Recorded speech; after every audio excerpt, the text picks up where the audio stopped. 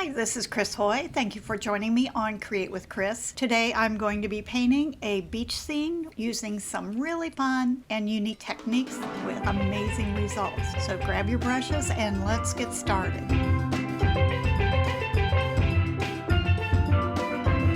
Is MDF, and I always give it a quick prep with multi-purpose sealer. That just makes sure that the surface will be smooth, the paint is going to adhere well. Only takes a minute. I brush it on with my 3/4 inch oval wash, give it a quick dry and sand, and then I apply my base coat of Snow White. Transfer the pattern, and you notice I just did the background island and the shoreline and the horizon. Not any need for a lot of detail.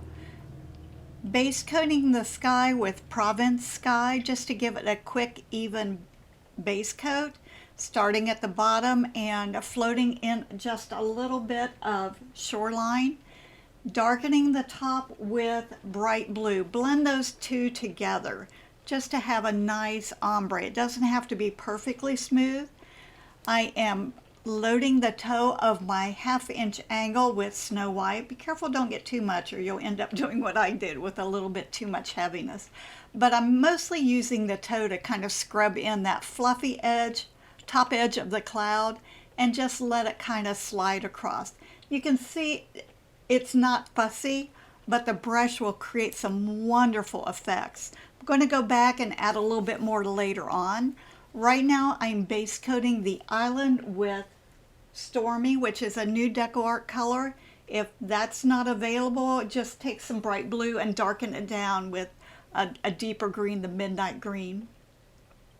Starting in the back of the sea or ocean with bright blue, just using my 1/2 inch awesome angle to kind of float that in or base coat it in with horizontal strokes. The look of brush strokes is going to add to the movement of the water, so I'm not wanting that to be blended out super soft. Using Sea Breeze along the shoreline, it's just a little more aqua blue. Base coating roughly the sand in with cocoa, and just again it's a light coverage of paint. I don't want it real solid and heavy. You can kind of see that white background gives a little more texture to the lay of the sand. I want to keep it horizontal so it doesn't look like it's mounded anywhere. Added a little bit of almandine in the back. First layer, guys, so don't worry about being too heavy or dark.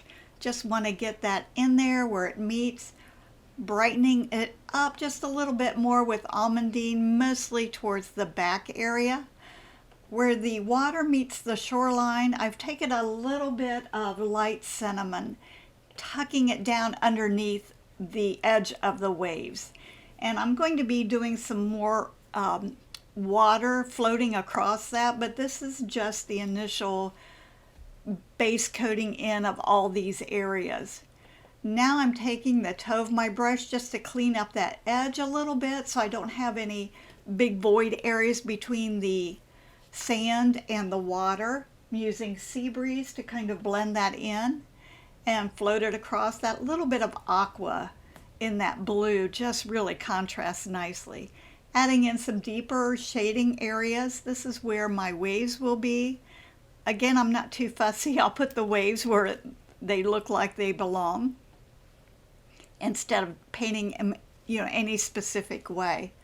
Going back in with deep midnight green to add some texture, a little bit of fluffy, like distant trees on the background. I tried to do some little palm trees, but it's too far away, and it added, sometimes you can add too much detail that it distracts from the focal point, which is the waves in the window and the sand.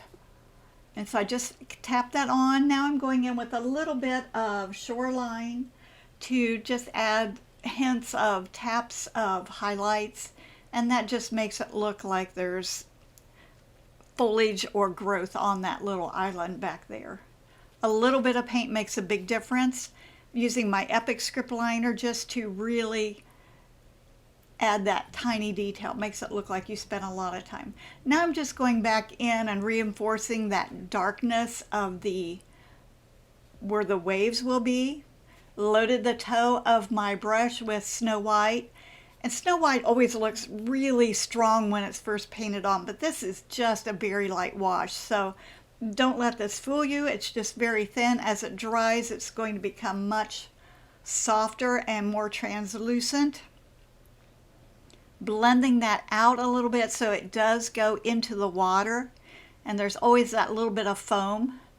Adding a little bit to the top of edge of the wave, and that's just how simply that's created. Thought I'd add a couple in there, and just the indication that the sea is not real still and calm. This is the little bit of water that has receded, and there's just a hint of a water line in the sand. Again, just a simple float, a little bit of Snow White on the toe of my angle. Once it dries, then we can start to add a little more refinement to that and touch it up a little bit more. Keep the toe on the edge. I had to flip it upside down.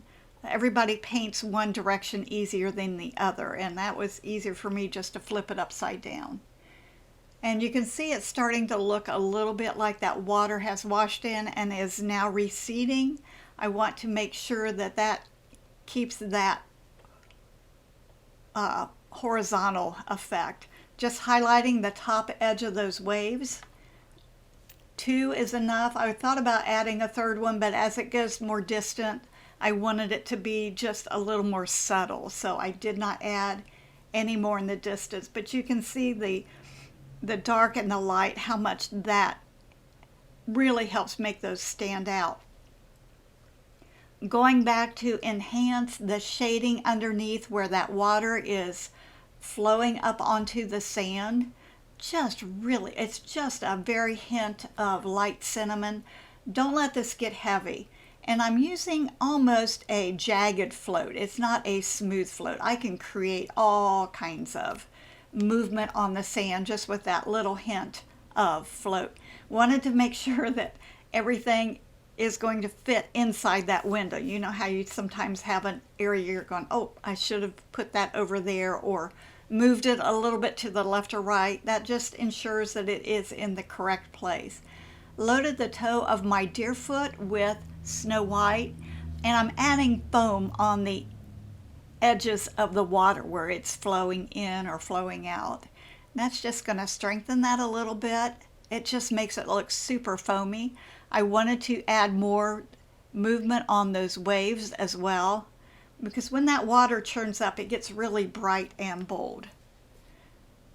Now I'm just floating a little bit of those water lines going back in, and I'm using my Epic script liner and Shoreline. And if that doesn't show up enough, just pick up a little bit of white. These are very translucent. Let them really float. These little lines are just kind of very fluid, so they're not any particular shape at all.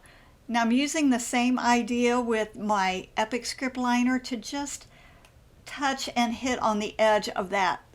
I guess it's the secondary edge of the water that flows in. And again, putting that frame on there to make sure that the details I want to see are in there.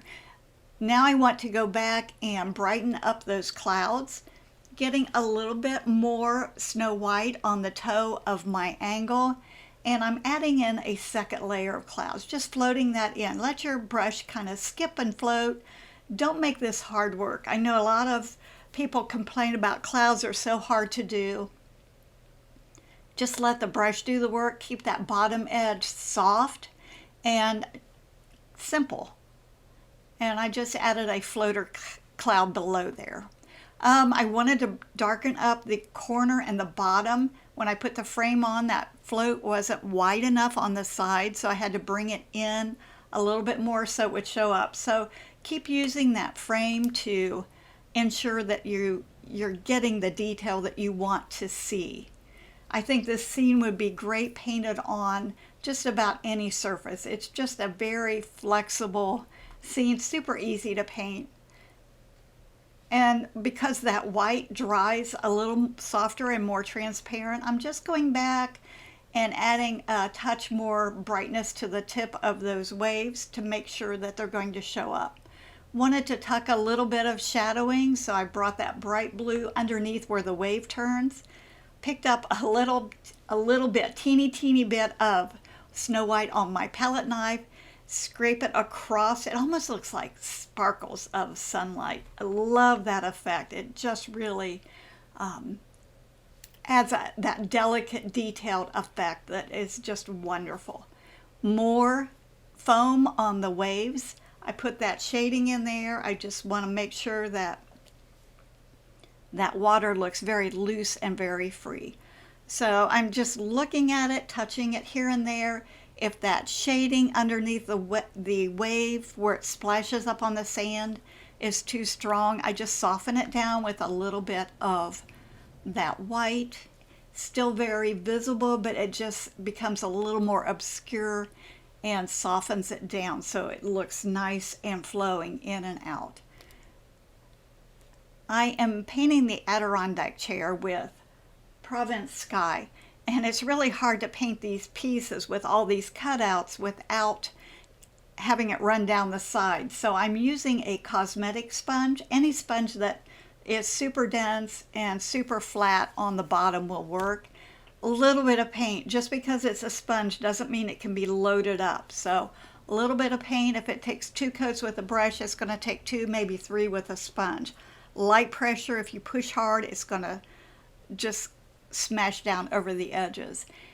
I'm using bright blue and my 1/2 inch angle. This is always my go-to brush. I have a lot of control with it, but I'm adding shading in between those slats and down both sides, anywhere on the arms of the chair. This is just really a great way to define this flat piece and make it look dimensional. This is a really nice brush. This is a brush I designed. It's a little bit longer in length than a traditional angle brush, which gives me a longer stroke. I don't have to reload nearly as often. And I painted under the front panel, but after I looked at it a while, and you'll see I changed the shading just a little bit.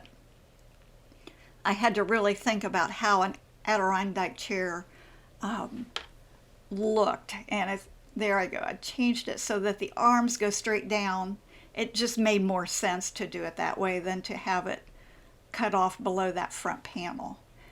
And you can see what a difference that little bit of paint shading makes on it. Picked up some shoreline and adding highlights. I just thought this would be a fun beachy color for an Adirondack chair. Kind of keeps that theme going. I'm using the same colors that I did for the ocean, and I'm basically just highlighting the tops and the tips with that sea breeze, and it helps really define those pieces, the separate pieces, and helps that chair to kind of come three-dimensional or become in shape. I wanted to get a little more beach texture to it, so I've loaded my incredible comb with shoreline, and I'm just adding, it almost looks like wood grain on that. And after I did that, I noticed I'm covering up some of that shading in between the back slats, but that's not a big deal to go back and touch up. I painted the window frame Snow White, and I used the cosmetic sponge to do that. And for some reason, I don't have that part of the video, but now I'm going back with Provence Sky, and I've thinned it down really thin using my Epic script liner and just painting loose wood grain, add a few knots. I wanted it to be beachy, but not stark white, and just a little more interesting. And it's kind of fun to do the wood grain because it's so loose, and it's so varied, I should say, that you don't have to worry about perfection. So anywhere you want to add a knot, I just did kind of an oval spiral and then just kind of pulled those lines in and around it. And it looks like it takes a lot of time and it looks very detailed, but actually it really goes quite quickly. I did shade between the different sections of the window pane with Provence Sky also. And now I'm just going back to kind of touch up, here and there if there's some empty spots. I like the way it looks. Now I'm using bright blue to shade around the outer edges, not the top section, just the outer side edges, just to make it look a little more, it kind of coordinates with all the pieces just a little bit more. Kind of go up that side a little bit.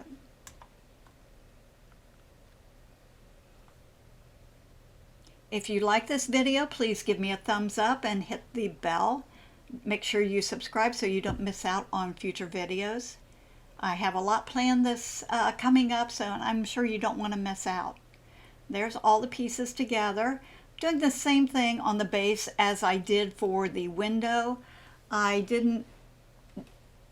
You have to be careful about not getting paint in that slotted cutout because those two window pieces have to fit in there. So I decided to use a cosmetic sponge to put the base coat of white on there. And I am shading around the outer edge with bright blue. I did want to mention too that if the pieces fit too snugly and they're hard to get in, just a real light sand to remove the paint will help them to slide in a little bit easier. I did a close-up of the wood grain so you could see how easily it's stroked on. Just loaded the Epic script liner with Provence Sky and it's very thin. It's almost a translucent, but I didn't want the wood grain to be too prevalent, so using a more thinned paint not only goes on smoother and quicker and easier, but it's a more subtle design when it dries. And if it becomes too strong, it can always be lightly sanded to reduce the design and make it a little more muted. And just those long strokes, a little spiral and boom, boom, boom. And I did speed it up a little bit so it makes it easier to view quickly. I wanted to put seagulls in there. I used my white chalk pencil to draw them in. It dissolves with water, so it's really easy to work with. And it's just basically a wiggle, and then I paint the body in. So it's kind of that long stretched out M shape, and then just kind of a fat little tadpole in the center where the body goes. And I kind of varied the way that they're flying just for a little more interest. And you can see I'm not real fussy. I just want to get that look of the tail in there and the little heavier, thicker part of the main body. And basically that's the shape of the seagull. It's really easy to paint those shapes in there quickly. I decided to add a few little bottom ruffly feathers on the wings just to add a little more thickness on that and make it look a tad bit more detailed. Went back with a little bit of that stormy blue and added some darkness on the bottom of the feathers and the bottom of the body. Now the little seagull on the right, it had dried and that paint was not real smooth along the bottom. I decided those ruffled feathers were a little bit too strong for that one. So I just took my paint eraser and removed some of that dried paint. Using Midnight Black and my number 2 Radical Round, just to very loosely and roughly stroke in the shape of the palm fronds. And it creates, using that dark color, creates that shadowy effect underneath. Wanted to be real careful and not cover my clouds up solidly. I like the way the clouds look, and I wanted these to be a little more airy and open. So I'm very sparing with my first layer of paint. I stroked in a little bit of plantation pine, which starts that green look. Not particular about where I'm stroking it. I just want to fill in a little more strength to those branches and still keep it very open. I did not want it a solid mass of green. You can still see those clouds peeking through. Just make sure on that right side that it goes past the edge of the window frame. And I just stuck it on there because I know from past experience how easy that is to miss, and then you have to go back and touch it up. Using a little bit of foliage green now to add in some highlights. Just wanted to add enough to really make it look like they're bright.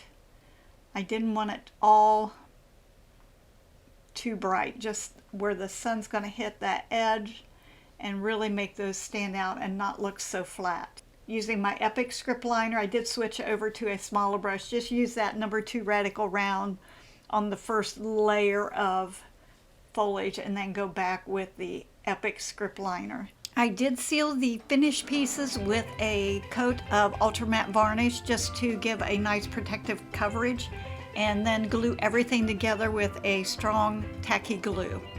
I love how this turned out, and I hope you learned a few new tips, tricks, and techniques to make your painting world a little more fun. I would love to hear from you, so let me know if you have any comments or questions. Be sure to hit like and subscribe so you won't miss out on future videos. Everything I used is listed in the links below. Thank you for joining me, and I look forward to our next painting adventure together. And remember, a little bit of paint makes a big difference.